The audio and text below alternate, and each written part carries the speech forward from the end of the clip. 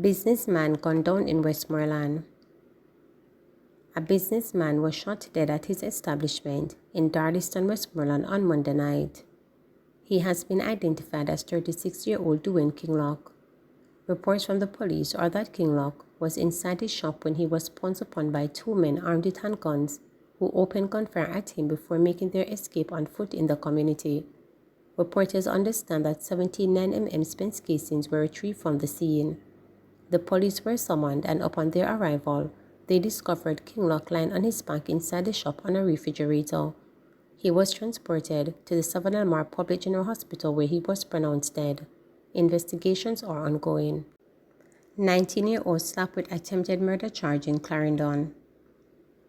A 19-year-old laborer of Orange River in Clarendon has been slapped with several charges including attempted murder, stemming from a March 31 incident in the parish.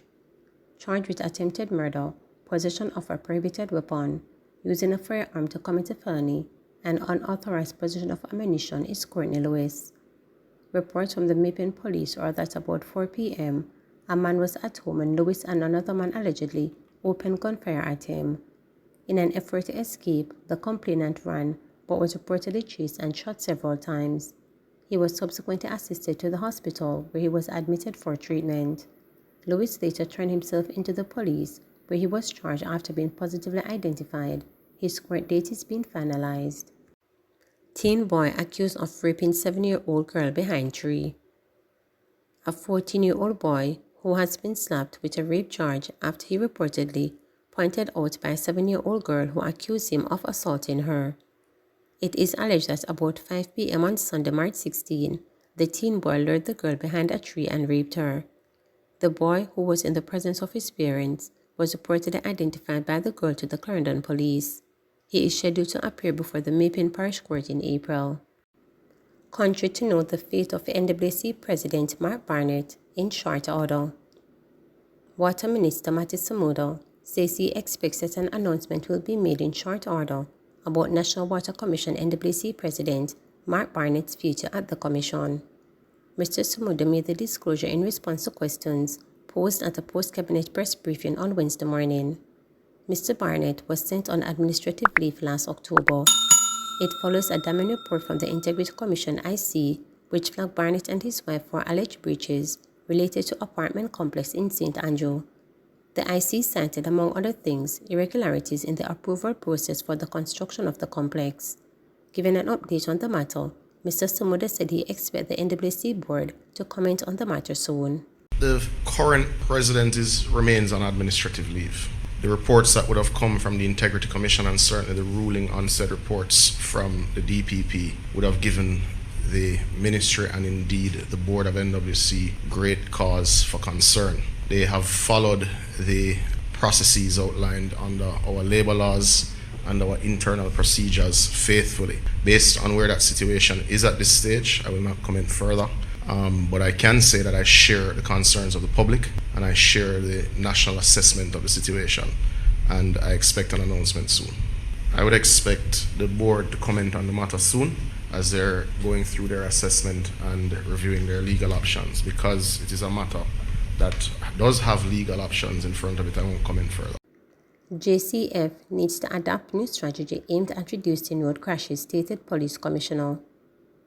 Police Commissioner Dr. Kevin Blake says there is an urgent need for the Jamaica Constabulary Force to adopt new strategies aimed at reducing road crashes. This as over 100 people have been killed in road crashes since the start of the year. Speaking at a press briefing, Dr. Blake noted that the multifaceted approach will be taken to address the issue.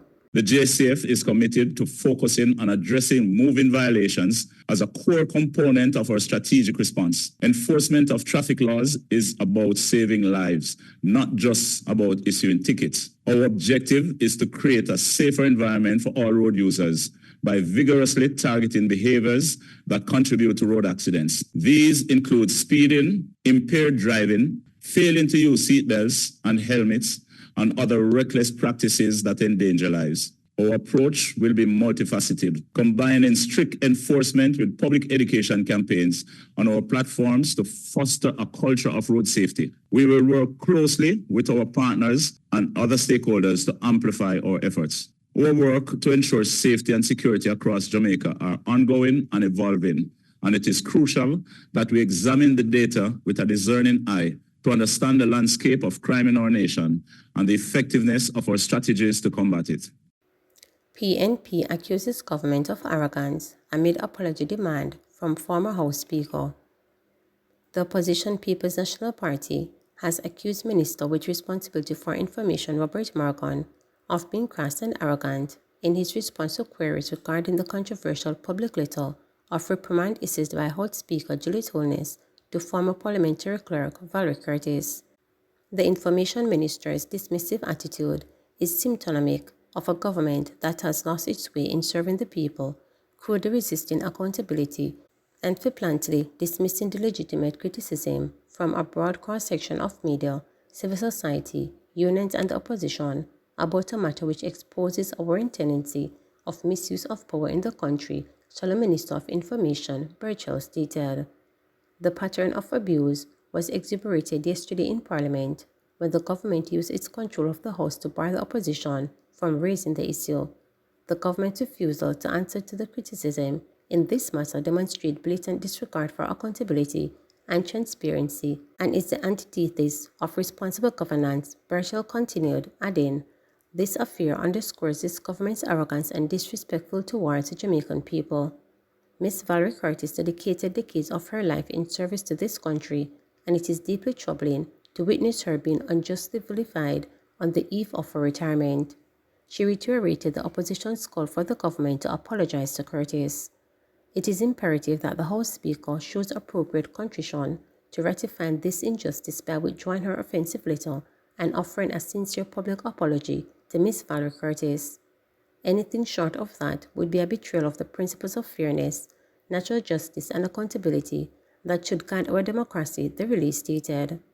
Curtis, who retired on April 6, was publicly reprimanded a week earlier in a letter by House Speaker Juliet Holness for failing to comply with the ruling of the Speaker of the Tabling of Report. The House Speaker had ruled in November last year that reports from the Auditor General's Department, AGD, and public bodies would be tabled in keeping with Section 30 of the Financial Administration and Audit Act. The Speaker's letter was in relation to two special audit reports of the Financial Services Commission and Tax Administration Jamaica the AGD had sent to Parliament on December 28, 2023 and January 29 this year. While the Speaker said received in breach of the ruling, she made it to the House of Representatives on November 7, 2023. Please remember to subscribe, like, share, and click the notification bell for daily updates.